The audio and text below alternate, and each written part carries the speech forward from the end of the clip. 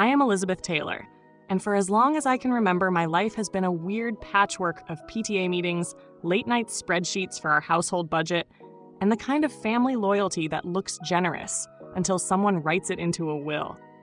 Tim and I have 2 kids, Mia and Noah, and a marriage that, up until recently, felt like a slow, steady boat. Now it feels like a dinghy with a slow leak and someone in the stern refusing to bail. The leak started before the crash. Tim's father, Frank, built something out of nothing. A small regional manufacturing business that, by stubbornness and charm and a lot of deals done over 2 strong coffee, became the kind of company people call legacy. Tim, Blake, his younger brother, and Blake's wife, Shelley, have always been orbiting that legacy. Blake is soft and earnest in a way that almost makes you want to apologize for the world. Shelley is sharp-edged and looks at people like they're chess pieces. Everyone's been jockeying for position for years. Frank, being Frank, said nothing concrete and enjoyed the anxiety like a spectator sport. Then Tim wrecked his car and his leg in a rain-slicked 5-mile-an-hour disaster that should have been nothing. He shattered something inside him that night, in a way that the orthopedic surgeon's notes and cast don't capture. He went from being the guy who showed up early to board meetings and kids' soccer games to the man who shows up late, or not at all, and leaves the house smelling faintly of whiskey. Not every night, at first, then every night. He keeps saying it's about Bob. Bob was Tim's childhood friend. I met him at barbecues, saw the way the 2 of them could finish each other's sentences, the way Tim's shoulders relaxed around him like someone had handed him his favorite childhood sweater back. When Bob died, suicide, a few years ago, Tim didn't grieve in tidy increments. He sank. He told me once, voice even and glassy, that he felt like Bob carried half of him, and that without him, he was walking on a bridge missing planks. He keeps saying he was stronger when Bob was around. It became a mantra, a dull, dangerous drumbeat. I tried everything. I tried tenderness, making tea and leaving it on the nightstand. I tried logic, listing checkboxes of therapy options and sober houses like they were groceries. I tried the almost physical act of reminding him of small, ordinary obligations. Mia's violin recital, Noah's first school play, the dentist appointment he keeps forgetting. Mostly I got arguments. Tim responds to my worry like I'm a lecture, and his pain like it's a private country I don't have a passport to. Our fights are now punctuated by the same details. The clink of glass as he pours a drink, my hands on his back when he sleeps off a bottle, the way his eyes go somewhere that isn't home. The business dispute is a drumbeat under everything. Frank hasn't been explicit about a will, but around family dinners, the texture of the conversation shifted from how's the weather to who gets what. Blake wants his share. Bless him, he thinks fairness is a tangible currency. Shelley, who never bothers hiding her ambition, has been moving pieces, meeting with Frank over lunch, sitting with a legal pad, smiling at Blake in a way that feels rehearsed. Tim had been floating between wanting his fair cut and not wanting to be Frank's project. He's always liked loving his father at arm's length. But before the accident, he was going to push for at least his share, if only to make sure Blake wasn't being hoodwinked. And then he broke his leg. Everything softer edged around him. Less fight in his voice, more an exhausted complaint. He drinks to Bob the way some people smoke to remember some other day. Habit, memory, and ritual, all wrapped into one. He says Bob was instrumental to building this aspect of his personality, that Bob taught him to be brave, to take the leap. He says he was my best friend, like a prayer and a wound at once. I press at that wound because it's open and it's bleeding into our kids' lives. Mia's been asking why Daddy sometimes smells funny, why he falls asleep with the TV on. Noah asked me last week if Daddy is going to be like the man in the news. My answers have been half-truths and whole lies, and the kind of improvisations parents know by heart. You learn, in moments like this, how small domestic details can become battlegrounds. A grocery list becomes a litany. A missed dentist appointment becomes a betrayal.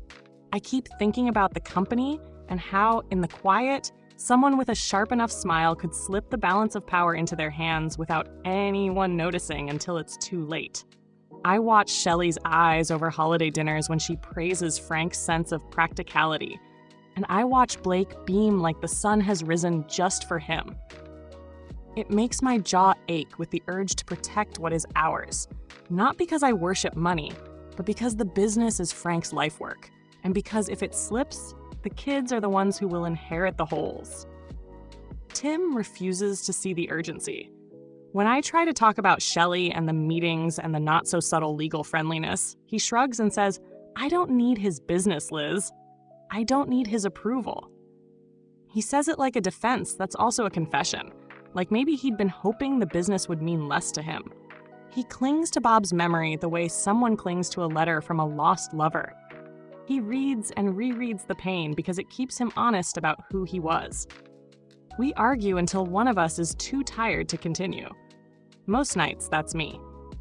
So right now I'm sitting on the edge of the bed, watching Tim sleep with his leg propped on pillows and the smell of whiskey in the sheets. Mia's violin music floats from the other room, off-key, perfect, and Noah's laughter from the cartoon on the floor. These ordinary sounds are a chorus I want to keep. But between me and that chorus is a slow, cunning thing, a power play that might cut Tim out, a man in Frank's kitchen who talks like he's making a will, and a woman with a smile that could polish off a devil. I don't know how to get through to Tim. I don't know how to make him care about the fight in time. All I know is that if we lose this, not just money or a business, but the last clean coping mechanisms my family has, then the lease on normal will evaporate. And I don't know if we can sign again. I stopped pretending ignorance the night I found the emails. It was late. Tim had gone to bed early, sore and greasy-haired from yet another day of rest that always looked like scrolling on his phone. I was in the kitchen, not because I wanted to be alone, but because the quiet was the only place my thoughts could stitch themselves into something useful. I opened my laptop to pay a bill, and there it was, a notification that shouldn't have been on our shared mailbox. An invitation to a family planning meeting from Shelley, flagged as urgent with attachments. I clicked because curiosity is a kind of courage, and because the thought of Shelley and Blake quietly carving up Frank's work into something that would leave Tim with nothing felt like a slow theft of oxygen from the kids' future. The attachments were a spreadsheet with percentages, a draft of corporate language that explicitly restructured voting rights, and, most damning, a scanned letter Shelley had drafted addressed to Frank's attorney with a sentence in plain clinical handwriting. Recommend distribution to Blake with limited voting rights to other heirs. In the margin, in her looping, neat font, someone, Shelley, had written, "Keep Tim out of day-to-day." It wasn't speculation anymore. It was a plan. There were other breadcrumbs, a string of texts suggesting one-on-one lunches between Shelley and Frank, an envelope labeled confidential addressed to Blake, and a meeting request on Frank's calendar titled, "Discuss Succession, Family Members Only." It read like a paperback thriller, except the villain wore designer flats and brought carrot sticks to meetings. I tried to carry it gently. I printed a single copy of the spreadsheet and slid it under Tim's mug one morning, the way you pass a Post-it note under a door. He picked it up, skimmed, then put it down and said, like a man describing a headache, "That's Shelley being Shelley." He shrugged, as if shrugging could translate the word recommend into friendly suggestion. So I started doing what I always do when things get sticky: gather, organize, and present. I tracked meeting dates, saved emails, logged the time Frank spent alone with Shelley.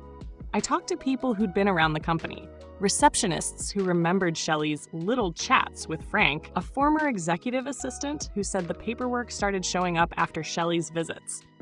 I made a folder with a label that said family business, and it lived on my desktop like a simmering pot. I tried to go through Tim because morally, it felt right. I told him the exact words Shelley had written, the draft language that would alter voting structure, the dates. His reaction was exhaustion, not outrage. He said Shelley plays chess. She plays it like a god. He said it like it was both admiration and disgust, as if you can't simultaneously be appalled and appreciate a good checkmate. He admitted, in a small voice, that it hurt, maybe more for the idea of being sidelined than for any gold he might lose. But he rolled the pain up into an almost philosophical shrug. "I don't need his business, Liz," he repeated, as if the repetition could make it true. Each time I pushed, he pushed back not with anger, but with that raw, brittle defensiveness that comes from grief. Bob hung between us like a ghost who refused to leave. Tim kept invoking him. How Bob made him brave. How Bob filled a part of him.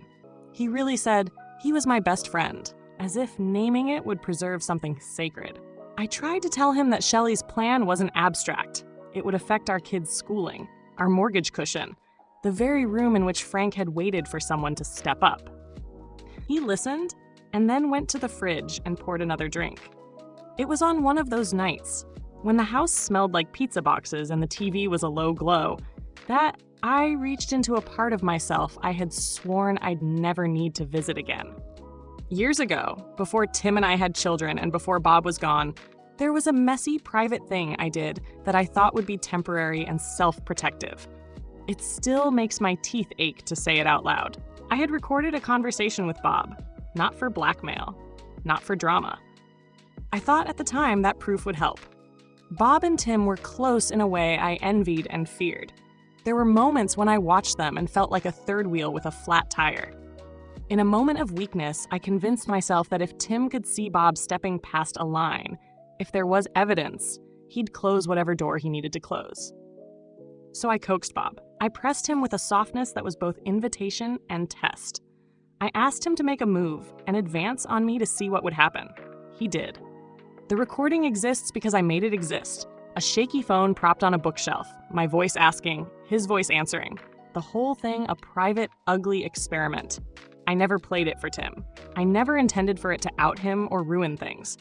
What I intended was to jar, to prod an animal grief out of its stupor. But the universe does not accept bartered experiments. Bob killed himself. The tape sat in a drawer like a fossil I had dug up and could not unsee. Every time I thought about using it, my chest filled with the kind of guilt that takes up residence. Eventually, I sealed the file in encrypted folders and told myself I was protecting people. Protecting Tim from pain. Protecting myself from what I might do with that proof. When the emails from Shelley started appearing, something cold and pragmatic took over me. If Shelley was going to try to edge Tim out, then whatever moral calculus I'd been carrying had to bend. The tape was not about shame anymore. It was leverage and truth and a scalpel that could cut through whatever Tim was using to anesthetize himself. I rehearsed how I would say it 100 times, because confession is a difficult instrument to play well. So I brought it out. I sat on the futon, clicked open the file, and waited for Tim to look up from the television. He did, slow, like someone surfacing from a pool. I held the phone between us like a coin that could buy or bankrupt a life. My voice shook, not because I wanted to, but because when you've kept a thing secret for years, it develops a gravity. I'm going to show you something, I said, and I'm going to tell you why. I told him everything. The coaxing, the entree into the private experiment, the recording, why it existed, how useless and wrong it felt after Bob died. I told him that I had tried to use the tape to force an outcome that, in retrospect, was arrogant and ugly. I told him that I had kept it because I couldn't figure out what else to do with the truth. Then I put the phone on speaker. His face changed in a way I will never forget. For a second, it looked like an animal being startled, eyes widening, mouth slackening, then something like a storm passing overhead. He was silent the entire time, which, for Tim, was louder than anything else. The tape is short. My voice, coaxing, laughing weakly, Bob answering with a quiet that sounded like a man trying on a terrible idea. There is an awkwardness in the recording that is more tragic than lecherous. Two adults making a mistake, then a witness file that turned into evidence by virtue of being recorded. When it ended, the room felt smaller. The TV's light was a patient, indifferent blue. Tim put his hand over his mouth, and I could see him trying to rearrange his universe with 2 fingers. "You did this?" he asked finally, voice small and sharp. "Yes," I said. "I did. I thought if you could see it, you'd stop idealizing him, or stop letting him be the thing you measure yourself against. I thought it would wake you up." He didn't leap to anger. He didn't shout. He only fixed his stare on the phone, like it had become a mirror. And I could see in his reflection the way a man looks when the ground under his childhood snaps. He reached for his glass of whiskey, hesitated, and let it sit. Outside, Somewhere, a car door slammed. Inside, the house held its breath. I felt like I had done the right thing and the worst thing at once. I had pulled a thread, and now there was no knowing what would unravel. Tim's jaw worked. Mia's violin squeaked in the next room, a tiny, gorgeous, oblivious noise. I sat very still, preparing for whatever would come next. Temper, grief, a refusal to look. Instead, his eyes, red-rimmed, met mine, and he said with a voice that was both accusation and plea, "Why didn't you tell me? Why didn't you tell me before he—" And then he stopped, like a man realizing he was walking off a pier. The silence that followed was thick and dangerous, and it felt like the exact hinge on which the rest of our lives pivoted. When I put the phone back in my pocket, the way you tuck a snake away, careful, firm, I felt something unnameable shift. Tim stood up without his usual wobble. There was still a cast around his leg, but there was a new steadiness in his shoulders, like someone had finished stringing the kite and cut the excess twine. He looked at me for the briefest second, and in his face I read something like apology and something like armor. He grabbed his jacket. "Come on," he said. His voice sounded older. We didn't talk on the drive to Frank's. The road was a gray ribbon, and the hospital smell of alcohol left on Tim's breath was gone, replaced by the faint, medicinal scent from the cast. He drove slowly, one hand on the wheel and one wrapped over the top of the steering wheel like a man holding conviction. For the first time in months, he let anger into a practical shape. It didn't flare and burn out. It sharpened. Frank's place has a gravel drive and a front porch that soaks up sun in the afternoons. We pulled in and Shelley's car was already there. Black, spotless, flirting with the curb. Blake's pickup sat sideways to the garage like a dog at attention. Shelley was inside, the way predators stand in someone else's den wearing an apron of hospitality. She greeted us with the smile I had come to associate with the sound of a bell, just before the punchline. Frank sat at the head of the kitchen table with papers in front of him and a cup of coffee that was probably too strong for him, but exactly his. "Elizabeth," Shelley said, too bright. I wasn't expecting. "Hello, Shelley," I said. My voice was polite because habit is politeness, and because I wanted the room to notice the small domestic things that judge character. A steady hand, a steady tone. Tim limped in slow, each step a statement. The room noticed. Frank looked up like he had woken from a nap to a different weather forecast. Blake smiled that earnest, open smile that made me want to smooth down his hair and tell him the world was not always so cruel. Shelley's smile didn't change. It tried to keep up. Tim didn't waste breath. He set his cane in the corner and sat opposite Frank. For a second he was quiet, and I could see Frank weighing the cast, the limp, the late-night look in his son's eyes. Then Tim spoke. Not loud, but with the precise volume of a man who had practiced saying one thing until it sounded like truth. "Dad," he said, "I know there's a lot on your mind, so I'll be brief." Shelley tried to interject with a practiced anecdote about planning for the future, the kind of story that smooths edges, but Tim didn't let her finish. He pulled out the stack of papers I had made over the past weeks. Emails, that spreadsheet with percentages, printouts of the draft corporate language, the text strings, the calendar invites. He placed them on the table in a slow, deliberate cascade. "Look at these," he said. "They're not drafts. They're a plan. Not yours, Dad. Shelley's. She's been advising on language and timing. She asked an attorney to draft redistribution that would keep voting power away from me." He didn't sound triumphant.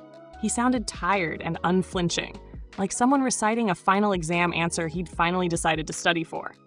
Shelley's jaw tightened. "Those are preliminary notes," she said, voice light as a tray. "We were only preliminary notes that say, in Shelley's handwriting, keep Tim out of day-to-day." Tim cut in.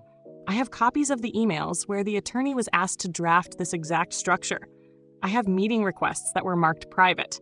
I have witnesses who say these conversations happened after Shelley's lunches with you." Frank's face went a color I hadn't seen on him since he'd had a heart scare 2 years ago. Pale, slow, surprised. He lifted the paper and squinted. "Blake?" he said, looking like a man who had been handed a tray of bad news and an empty cup. Blake's face folded in that embarrassed, apologetic way Blake makes when he's been cornered. Shelley's been saying this is the best for the company," he said. I didn't. Tim leaned forward until his casted leg nearly knocked the coffee pot. There was a quality in him now that wasn't fury so much as clarity. Blake, I don't want to cut you out. I don't want to cut anyone out.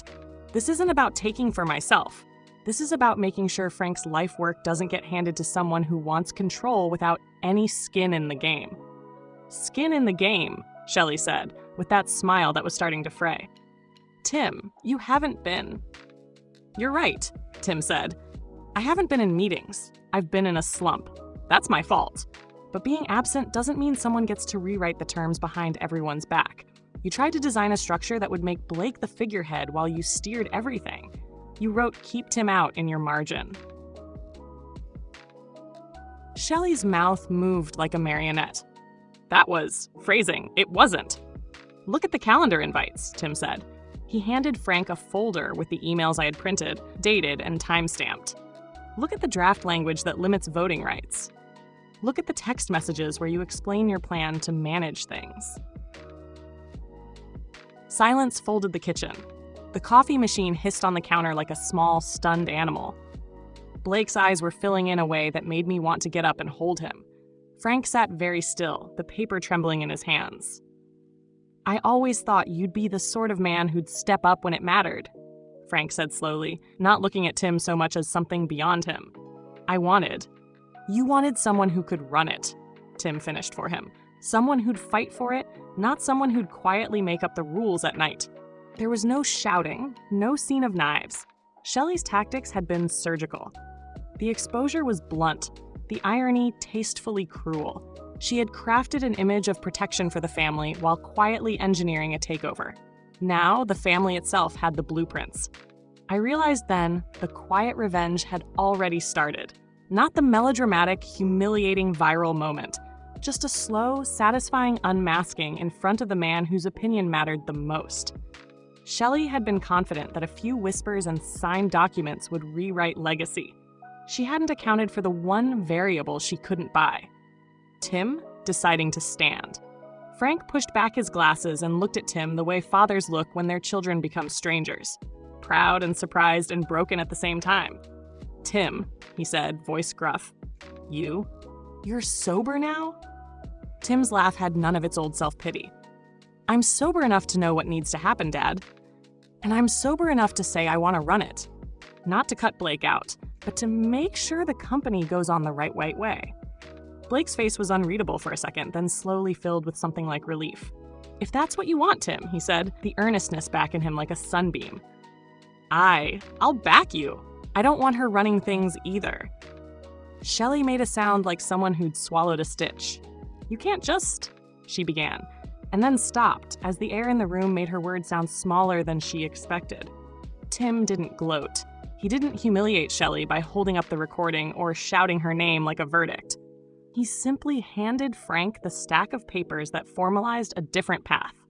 One where Tim would have controlling voting rights, Blake would have a share and a respectable seat, and Shelley would remain part of the family, but with boundaries the company board would enforce. Frank read, nodded, and something like tenderness filled his gaze. He had been hard on Tim in ways only old-school fathers can be. He thought toughness was the curriculum for manhood, but he'd been watching from his porch the last months, watching his son stumble and stall, and now he saw Tim pick up the weight and carry it. I wanted you to be the man I thought you could be, Frank said quietly. Maybe I didn't push the right way or the loud way, but seeing you here, seeing you stand up, I can't tell you how proud I am. Then he reached for a pen. Tim took a deep breath and signed. Blake signed. Frank signed. The papers were simple, legal, and in ink that meant permanence for the first time in a way that made the room feel less like a stage and more like a home whose foundation had been reset. Shelley sat there, color gone, eyes rimmed with anger like a halo. For a moment, she considered storming out or making a scene. Instead, she folded her hands and carried herself through a complicated expression. Anger, of course, but also a small, grudging gratitude. Frank didn't strip her of everything. Tim, and that was the strangest, most satisfying part, refused to exile her. He wanted the company whole. That decision hurt in its own way. It denied Shelley the exquisite total victory she'd imagined. She had wanted to be indispensable, She was left merely necessary. I watched her swallow it. On the drive home, Tim was quieter than he had been in the car on the way there. The cast thumped gently with each bump in the road. He reached over and squeezed my hand, not the desperate grip of a man clinging to a bottle, but a new, factual squeeze, like someone who had found the key and was testing the lock. "I'm sorry," he said, voice low, "for letting it go this long, for letting Bob, for everything." "You did what you could," I said, and meant it. The tape had been a terrible, crude thing. It had hurt, and it had healed in equal measure. It had been the hammer I reluctantly picked up to break a lock that didn't deserve to keep secrets. We came back into the house, and the kids were there, making forts out of couch cushions like tiny architects building the future without a blueprint. Mia raced to Tim and threw her arms around his waist, not caring about the cast. Noah climbed up his knee and declared, with the blunt honesty of 7 years old, "Daddy's better." That night, Tim stayed up reading the new papers, the ones that gave him responsibility, and then, at some reckless hour, he turned the television off and did something small and almost miraculous. He poured the rest of the whiskey down the sink. He didn't make a show of it. He walked it to the basin, lifted the bottle, and let it spill into the drain. The sound was tiny, but to me it sounded like permission. I lay awake for a long time, thinking about what I'd done.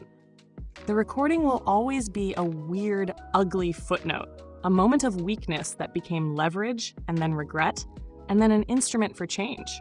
I worried that I'd betrayed someone who couldn't defend himself, that I had been selfish with someone's final silence.